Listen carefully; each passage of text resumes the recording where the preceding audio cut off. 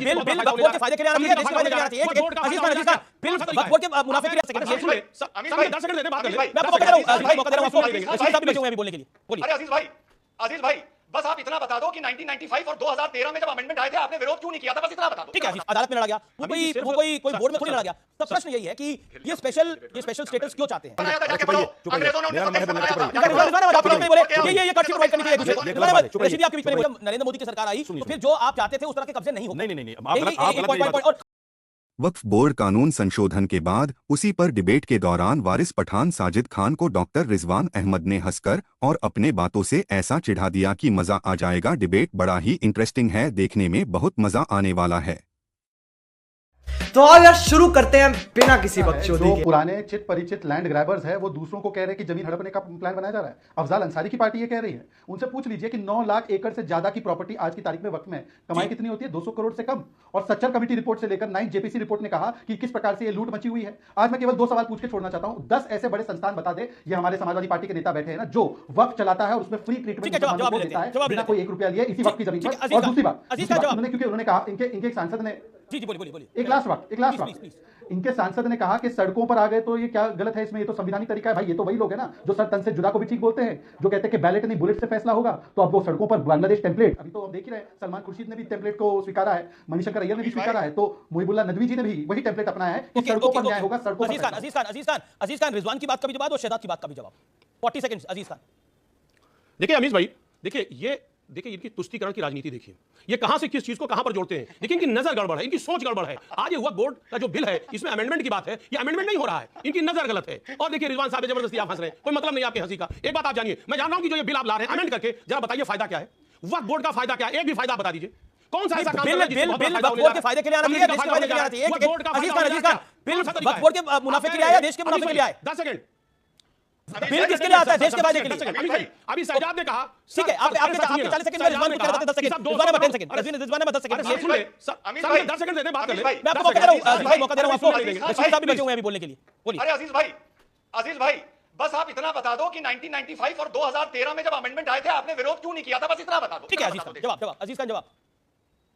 विरोध इसलिए नहीं किया था क्योंकि नियत ठीक थी। आज आपकी नियत ठीक नहीं है, मनसा ठीक नहीं है। आप क्या चाहते हैं? वो चाहते हैं नियत गलत है। वक्फ बोर्ड की जो संपत्ति है वो अपने मित्रों को देना चाहते हैं। तो छेड़छाड़ कभी हुई थी ना? और सुनिए, नहीं तो वक्फ एक्ट से छेड़छाड़ तो कभी हुई थी? अरे सर सुन लेना सर सुन लेना। अभी आपके सांसद ने बोला, ये किसी और ने नहीं बोला, सपा के सांसद ने बोला कि इस्लाम से भी तकलीफ है। ये सोच पर सवाल है। नहीं, ये मतलब तब वक्फ के एक्ट में जब छेड़छाड़ हुई थी तब वो छेड़छाड़ नहीं थी, अब ये छेड़छाड़ है। ओके रिजवान अहमद 10 सेकंड रिजवान जी दिए रिजवान अहमद दिए 10 सेकंड जी। अमीश भाई इसका मतलब आज अजीज खान साहब ये बोल रहे हैं कि ये नियत पर और एक प्रिजम्पशन के मारे विरोध कर रहे हैं और किसी तर्क के आधार पर विरोध नहीं कर रहे हैं, क्योंकि इनको लग रहा है नियत खराब है इसलिए ये विरोध कर रहे हैं। अरे मेरे भाई ये कौन सा लोकतंत्र है जहां पर नियत का भी आपको पता चल जाता है अजीज भाई? ठीक है, ये अजीज खान जब रामलला के टाइटल सूट की बात थी तो वो केस अदालत में लड़ा गया, वो कोई बोर्ड में थोड़ी लड़ा गया। तब प्रश्न यही है कि ये स्पेशल स्टेटस क्यों चाहते हैं? ये कश्मीर की तरह 370 वाला स्टेटस क्यों चाहते हैं हम वक्फ बोर्ड के अंदर? लगता है आवाज। ओके साजिद रशीदी कुछ कहना चाहते हैं। साजिद रशीदी ये स्पेशल स्टेटस क्यों?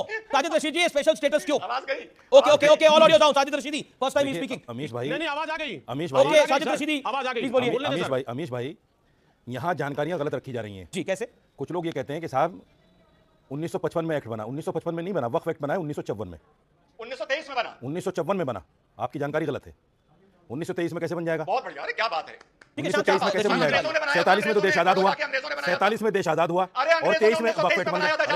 चुप रहिए, मेरा नंबर है बोलने का, चुप रहिए। ये कट प्रोवाइड करनी चाहिए दूसरे। ये गलत बात है, चुप रहिए। रशीदी आपके बीच में बोले, अलाउ हिम पहली बार बोल रहे हैं, अलाउ हिम 50 सेकंड। नंबर 1। दूसरी बात मैं आपको बताता हूं, देखिए 1954 में वक्फ एक्ट आया, उसके बाद में सरकार ने पूरे हिंदुस्तान में सर्वे किया और 1970 में गजट आया, जिसकी कॉपी मैं आपको दिखा रहा हूं। ओके, इस पे लिखा हुआ भारत सरकार और दिल्ली सरकार ने को जो प्रॉपर्टीज मिली उनकी पूरा ब्यौरा इसमें है। 1970 में गजट आया, फिर वक्फ बोर्ड बनने शुरू हो गए हर स्टेट में। 1995 में एक संशोधन आया जो 2013 में जाके लागू हुआ। 2013 में कोई संशोधन नहीं आया, जिन लोगों की जानकारी नहीं वो जो चाहे अनशन बके। 1995 में संशोधन आया, 2013 में जाके उस पर अमेंडमेंट आया, उस पर अमल दरामद हुआ। उस दिन कोई संशोधन नहीं हुआ। नंबर 1। उस संशोधन में सिर्फ एक पावर वक्फ बोर्ड को दी गई कि दिल्ली वक्फ बोर्ड का जो भी सीईओ रहेगा उसको इतनी पावर रहेगी कि वो 54 का नोटिस देकर अपनी जो भी प्रॉपर्टी उसकी ऑक्युपाइड है, नाजायज कब्जे में है, उनको छुड़ा सकता है एसडीएम के माध्यम से और दिल्ली पुलिस के माध्यम से। जी 2013 के बाद जब अमेंडमेंट आया, उसके बाद में 2014 में सरकार बन गई बीजेपी की। उसके बाद में जितने भी केसेस हैं, ना एसडीएम ने कोई समर्थन किया वक्फ बोर्ड का, ना दिल्ली पुलिस ने किया, और कोई भी संपत्ति दिल्ली वक्फ बोर्ड अपनी नहीं ले पाया। मतलब कब्जे होना बंद हो गए। आप कह रहे हैं कि मतलब फिर नहीं, 2014 के बाद जब नरेंद्र मोदी की सरकार आई तो फिर जो आप चाहते थे उस तरह के कब्जे नहीं हो। नहीं, आप गलत मेरी बात- और मेरे प्रश्न का भी जवाब अगर दे देते, ये स्पेशल प्रिविलेज क्यों चाहिए जनाब? मैं बता रहा हूं, ये स्पेशल ट्रीटमेंट क्यों चाहिए जनाब को? सुनिए मैं बता रहा हूं जी। देखिए, मेरे हाथ में एक और पेपर है। हाँ। ये 8-10 पन्नों का पेपर है जी। और इसमें दिल्ली के अंदर जो प्रॉपर्टी है वक्फ बोर्ड की, उनमें सब चिन्हित है। जो और ये डॉक्टर बिगुल है मनमोहन सब। सिंह की कांग्रेस की सरकार आपको रिटर्न गिफ्ट देके गई थी 5 अरे भाई मार्च साहब, 2014 का अरे गजट। भाई सुन लो मेरे भाई, ये 1970 का गजट है। जी। मैं 2005 की बात नहीं कर रहा हूं, 1970 का गजट मैं है। 2014 की बात कर रहा हूं, 14 को 2005 की छोड़िए, बात नहीं कर रहा। 14 को छोड़िए, जी। ये 1970 का गजट मैं आपको दिखा रहा हूं। 1970 के गजट में जो प्रॉपर्टी हमें मिली थी, उसमें केंद्र सरकार और उसकी एजेंसियां 250 बीघे पर काबिज हैं।